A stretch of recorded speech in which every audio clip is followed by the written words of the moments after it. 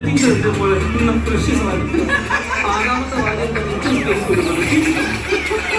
തലമുറയ്ക്ക് ഇരുന്ന് തിന്നാനുള്ള ഞാൻ 2 സെക്കൻഡിൽ നേട്ടം ഉണ്ടാക്കിയിട്ടുണ്ട്.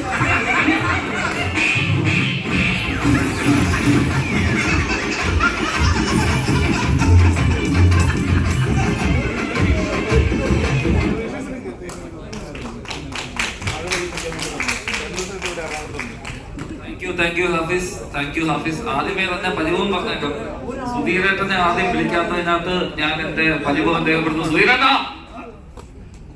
Thank you so much. Love you so much. ഇവിടെ സ്റ്റാൻഡപ്പ് കൊമേഡിയനൊക്കെയാണ് ഇതിന്റെ അടി ഞെട്ടേക്കുന്നത്. ഏത് ആർട്ടിസ്റ്റ് ആയിക്കോട്ടെ, ചെറിയ ആർട്ടിസ്റ്റ് വിളിച്ചു വരുത്തി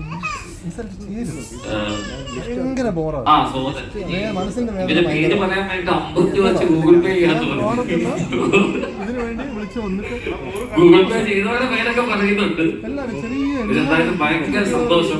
ഇങ്ങനെ ഒരു വേദിയിൽ വന്ന് നിൽക്കുക എന്ന് പറയുന്നതിനകത്ത് ഭയങ്കര അഭിമാനം. ഇതിനകത്ത് 2 പേരോടാണ് എനിക്ക് വ്യക്തി വൈരാഗ്യമുള്ളത്. ഒന്ന് വിവേകനാണ്. എല്ലാരും വിളിച്ചു കഴിഞ്ഞിട്ട് തിരക്കാതെ ആദ്യത്തെ ഷോർട്ട് ഫിലിമിന്റെ നായകൻ ഞാനാണ്. നോക്കി കേട്ടോ. അത് കുഴപ്പമില്ല, വിളിച്ചോട്ടെ. പുള്ളിക്കാരന് പറഞ്ഞത് സെലിബ്രിറ്റി ഫ്രണ്ട് ഇരിക്കുന്നു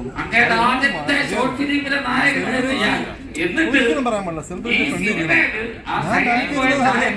ചായ കൊടുക്കുമ്പോ മേടിക്കാൻ നിൽക്കുന്ന അമ്മാച്ചനായിട്ട് പോലും എന്നെ വിളിച്ചില്ല എന്നുള്ളൊരു പരാതിയുണ്ട്. രണ്ടാമത്തെ വ്യക്തിവൈരാഗ്യമുള്ള ആളെന്ന് പറയുന്നത് ലാൽജോ സാറാണ്. 2015 ഞാൻ ലാൽജോ സാറിനെ ദുബായി വെച്ച് കാണുന്നത്.